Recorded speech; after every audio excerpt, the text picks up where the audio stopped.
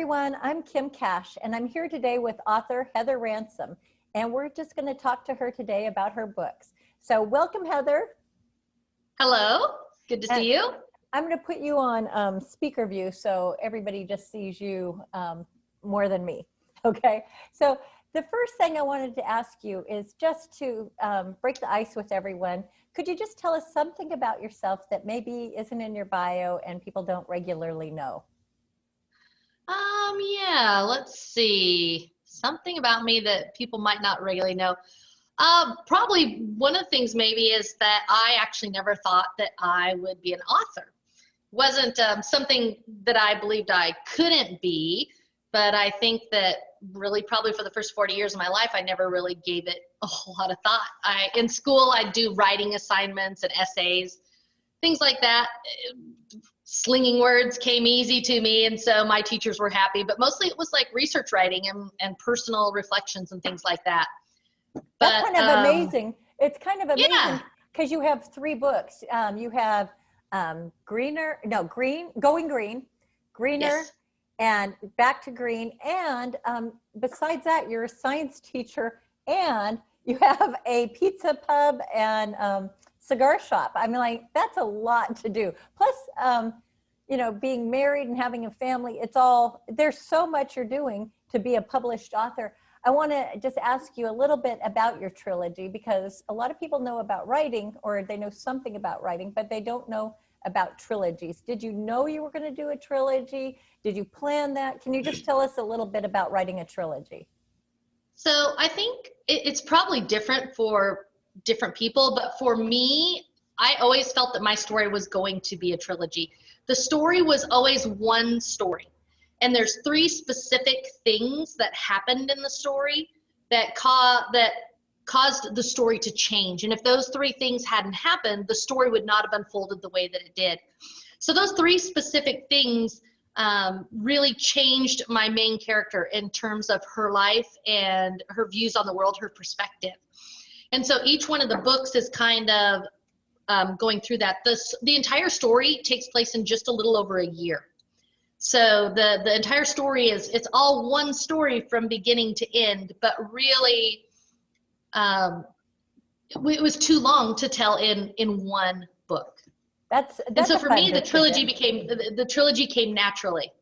That's interesting. And then so I'm just curious about, well, you haven't told us much about the story. Can you tell us, I know you're a science teacher and I know a bit about your book because we met at a conference. I don't remember how long ago. Time all melds together for me, but can you tell us a little bit about just the science that goes into this story? Yeah, so this story actually came out of, for my first 25 years of teaching, I taught science. I've taught 6th, 7th, and 8th grade science, all 3 levels. And so the story came out of a story that I told in my classroom for years and years over and over again. And it was in the unit when I taught the differences between plant and animal cells. And from that, we started talking about what would happen if humans were able to have chloroplasts in their cells and we could create our own food to survive. And so the stories began coming out of there. And kind of as I talked with my students over the years, this story developed. What would the world be like? What would life be like?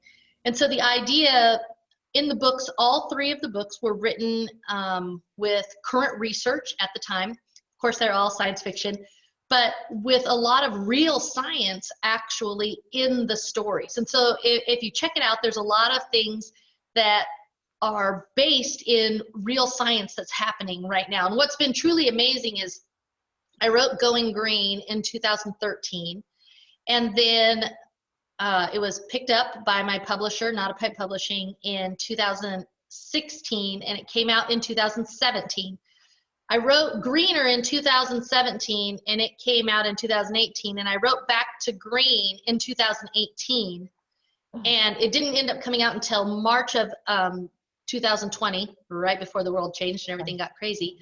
But the interesting thing is, if you go back and look at all of the things that are happening in those stories, because they are built on actual science, it is actually amazing how many of the things we're seeing now.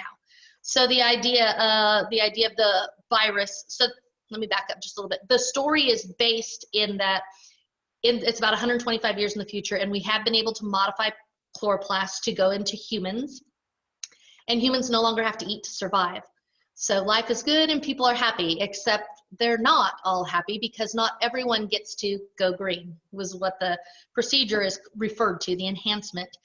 It's an expensive process, and you have to apply and be accepted into this status in society to be able to go green. So in the future, everything is based on the color of your skin, because over time, with chloroplasts in your cells, they contain chlorophyll, and eventually over time you turn green. And so in the future, everyone is either green or not green. No other colors of your skin matter, just whether you're green or not green. So everything is based on the color of your skin in the future. So this idea, how relevant, how very relevant to nowadays. I mean, yeah, wow. there's some interesting things with it. But then there is a virus that begins to attack the chloroplasts in the cells.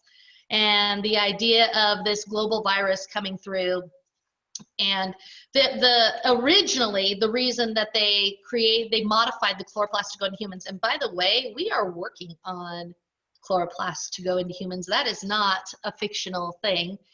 We are working on finding ways. If we could solve a lot of problems with world hunger, right? If we could figure out ways to get chloroplasts into human cells. But the original one was they were doing lots of research and experimenting, and as many times things will happen, there's unintended consequences, and things went wrong. And there was a virus that caused all the plants on the planet to begin to die. So plants are dying off at this rapid rate. And so that's why it became urgently important to find a way to get chloroplasts into humans, because we were running out of food. And so that was kind of the beginning. And then in the book, there is this resurgence of this virus because the virus mutates and it comes back in kind of a different form. And so lots of interesting pieces with things going on today. So the books take place about 125 years from now. In the third book, they find a journal that is from 2028 to 2001. That talks about when all of that happened on our planet, and with the mutation of the virus and people turning against each other and turning against governments. And again, all of this was written pre-COVID. Oh, wow. But built on science and built on looking at things that have happened in the past, and humans and the way that we react to things. And so it's been interesting, but lots of great science also in the books along the way. I feel like that's really important. Being a teacher, I love to try to sneak in, a little bit of learning everywhere along the way that I can. I love that. That's really, that's great. And it makes me wonder if you have a little bit of ESP, if you're an intuitive person and see things coming and don't even realize it. But so how did you get your book published? I know you said you had Not a Pipe publishing, but I'm wondering, did you start to send it out to agents? Did you just send it to editors? What helped you get to getting your book published? So so in 2013, I had a student, Kennedy Beck, who I will never forget. Kennedy said to me, after I told this story in class one time, the story was getting pretty big after 25 years of telling the same story. It was really getting developed. She said, "Mrs. Ransom, you always tell us we can do anything we set our minds to. Why haven't you turned this story into a book?" So I got called out by a kid. So it's like, yeah, really, why haven't I turned this into a book? How hard can it be to write a book? Okay, that's what I thought. So I sat down and wrote the story. It took me about 3 months to get the story written out. And then it took me about 3 years to go through and edit over and over again, multiple drafts. I have 3 fantastic editors that are friends of mine who just went through and went over and over things, and they're fantastic. One of them does not like science fiction, so she's a great person to read my story. One of them is very well versed in lots of genres of reading, so she's a great one to read. And then one of them used to be an AP English teacher at high school, so she's nitty gritty on everything, which is perfect. And then the cool thing was, although I felt like for those 3 years, it was like, this is forever. The cool thing was, I was able to, we had at our school during that time what we called extended learning time. And so they were passion classes for teachers to teach. And so students got to sign up to come in and read my manuscript. Oh, wow. And then we would talk about it. And kids are brutally honest. So over those 3 years, it was great. I had kids, and the great thing was kids stayed in contact with me, but I ended up having about 100 beta readers. Oh my gosh. That would read, and when I changed something, they would talk it out. They'd be like, yeah, nobody's going to talk like that. You cannot put that in the story. Or my main character plays the cello. I love the cello. I have not played a musical instrument since I was in 4th grade, the flute, 1 year. That's all I can claim. So I had to do a lot of research on playing the cello. And I had one student come to me and he said, Mrs. Ransom, there's 3 spots in your book where if you really are a serious cello player, you can tell that you're not. And he said, can I help you with those spots? And I was like, absolutely, help me with those spots. So it's been really amazing through that part of those 3 years. I worked and worked and worked and redrafted and rewrote and had kids read and had the editors read. And then I submitted to agents, editors, and publishers, all 3. And I went to conferences I went to Willamette Writers conferences, and I went to SCBWI conferences and met a lot of people and did a lot of incredible networking and had a lot of people read the story and give me feedback. And in 2016, I went, okay, I've been doing this for 3 years, which I know is not a long time in overall, but for me, I felt like it was forever. And I said, I'm going to go to one more conference and I'm going to pitch one more time. And I'm going to see if maybe I was just supposed to write this story for me and for my students. And that's as far as it's supposed to go. And so I thought, but I'm going to give it everything that I've got at this conference. So I signed up for everything that I could do. I signed up to pitch it to everybody I could pitch it to. And I started the conference off with entering a pitch for a prize. And I went in and pitched the story and won the pitch for a prize. And from that, I had 2 publishers right after that approach me that were interested in seeing the entire manuscript. And it was a fantastic weekend, a fantastic conference. I did end up with 2 offers for the book and ended up choosing to go with Benjamin Gorman and Not a Pipe Publishing, which is a smaller publisher. But really, it really did feel right as to where I was at that time.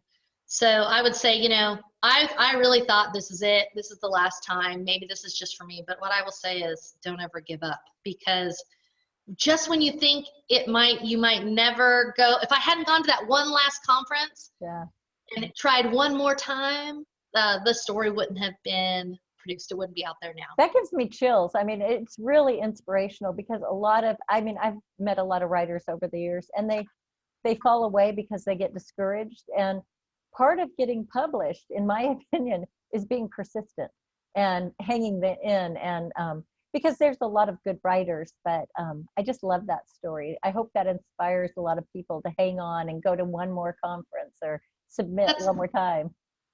Exactly. And that's just how it is.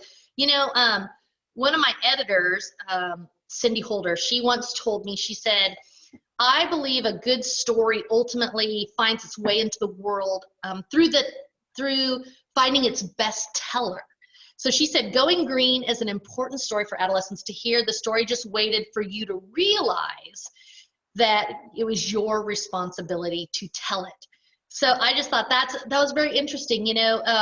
There's so many people out there that have so many fantastic, amazing stories, and it really is our responsibility to tell our stories, because there's someone out there who may need to hear your story. And if you don't tell your story, they'll never get to hear it. Oh, so I thought that was a really amazing thing. I love how you just inspire people. So I do have another question. I wanted to know, do you use any promotional materials? I mean, I know it's hard once you've written your book, once you've gotten it accepted, wherever it's accepted, once it's going through the process, you're not done. Right, absolutely. So I have bookmarks. My publisher's made buttons. We actually have posters. That's been really cool that I've been able to give to like school libraries and things like that. But I think one of the big things that has really helped is I did choose to write a curriculum for the first book. And being a teacher, that was a piece that came naturally to me. I will tell anybody out there, if you write a YA book or a middle grade book, consider writing curriculum to go with the book. And when you do it, if you write discussion questions, write answers. Yeah. Teachers don't always know exactly what it is that you're getting at with the question.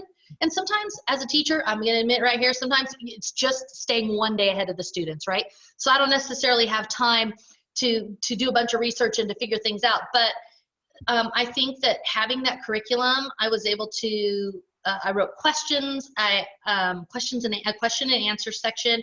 I wrote projects to go with it. And I included scoring rubrics that are based in Common Core for language arts. So it makes it easy for teachers to score on those, to use those rubrics to score. The kids can see the rubric ahead of time. So that, I feel like that piece was really important. I've had multiple school districts that have contacted me that have then bought sets of the books for their classrooms to be able to teach it. So that's a really neat thing. And then to be able to talk to those kids, I've visited classrooms and zoomed into classrooms both to be able to talk with students about it. So I think if you're willing to write some curriculum, even if it's just writing some questions and thinking about some discussion points and things like that, having that available on your website and making sure that information gets out to, especially to teachers. Teachers are always looking for a way to bring novels into their classroom. And so I think that's been something that's helped. Yeah, and to teach science through something that might be more interesting than a lab, you know. Right. You just, you know, and you never know, for every child it's different, and for every you know, young adult that's in the classroom, it's different what will catch their attention and what will draw them in. And so if that's, you know, if that's something for them, that's exciting. I want to back up just a second. So obviously your students inspired you a lot, but I had a question about the pitch for a prize. Was the prize a conversation with a publisher, or was it a totally different prize? No, the prize was $50. It was a $50 prize. But there were two publishers, an agent, and an editor that sat on the panel that was judging. And that was a way to get the information. And then each of them gave me feedback about my pitch. And I was getting ready to give my pitch that weekend anyway, so it was fantastic. And I will tell you this, your pitch, you can never practice your pitch enough. If you're not excited about your pitch and what you're going to say, then how can you expect anyone else to be excited about it? So I drove from Grants Pass to Portland to this conference. So it's, you know, what, about a 4-hour drive, 3.5, 4 hours. I don't know, depends on how fast you go. But, you know, driving up, and I would, what I did was I would just record. I would say my pitch and record it and listen to it, and then say it again and record it and listen to it. And I probably did that for 3 hours of that 4-hour drive. So by the time I got up there, when I gave my pitch, it was so automatic, and it was so, I could put my expression into it and slow down and emphasize points along the way. And it, you know, it sounded like I was really telling a story that I had seen, and I was so excited about, like when someone comes out of the movies and says, "Let me tell you why this is so great." And I think that's important on a pitch. If you believe in yourself and your story like that, you're going to find an editor or an agent or a publisher who's going to be behind you, who's going to buy into that as well. Well, that's a great tip. I mean, I haven't heard that one. I mean, you know, I know that people sometimes practice their pitch, but I've never heard recording it and then playing it back just for yourself. That's a great idea. Thank you for that one. And then I wanted to ask you just a couple more questions. I wanted to ask you, are you writing any other books right now? Well, let's see. I've written a couple short stories that have come out in anthologies. I just recently, I've been playing around with some different genres, although I keep finding myself getting pulled back into like this dystopian. I love it. I keep going back into there. But I have, my newest short story is going to be coming out. I think the anthology is coming out in August. It's called Denial Kills, and it's called The 100th Heroine. And so that was a fun short story to write. So I've kind of been trying my hand at short stories, but I've also spent the last year and a half learning to write screenplays, which has been the hardest thing that I've ever done in my life. I feel like it's a little bit crazy, but I'm really enjoying the process. And I decided not to try to adapt my own book, just because a screenplay can usually only be about 100 pages long. And my first book is about 350 pages. And the thought of trying to pare that down was overwhelming. So I started with a new story, and that story is also kind of a dystopian, although it's near future, and it's all based in real science too.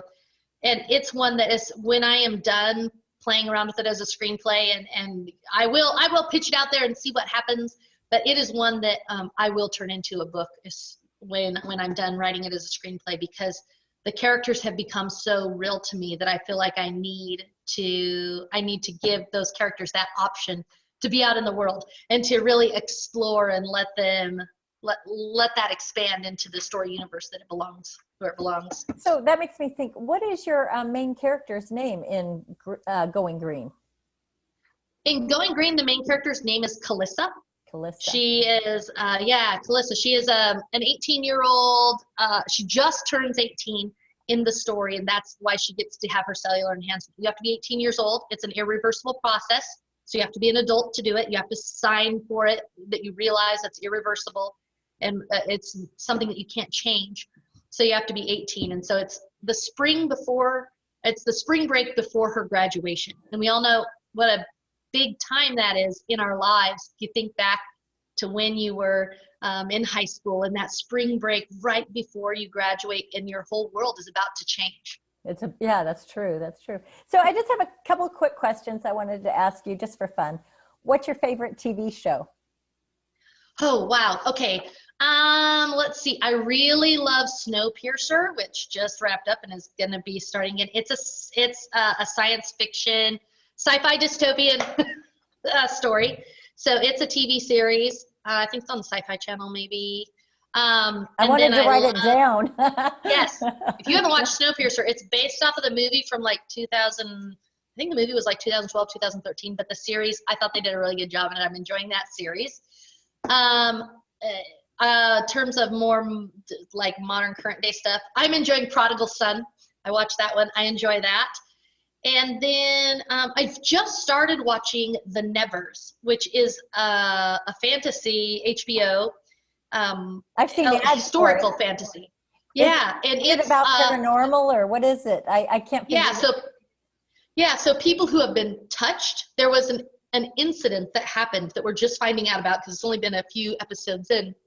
Just incident that happened that caused certain people to be touched, and now they have supernormal powers. Paranormal things are happening around them, and so I'm really enjoying that. I'm not really a historical fantasy type of person, but I am really enjoying the writing in this. I'm enjoying the character development that is happening in it. So those are probably the three. I don't feel like I watch a lot of TV, but when I get a chance, it's always recorded and ready to go, so I can zip through and watch it. Those are three right now. Okay, so if you couldn't write anymore and you couldn't run a pizza pub and be a teacher, what would you do other than that?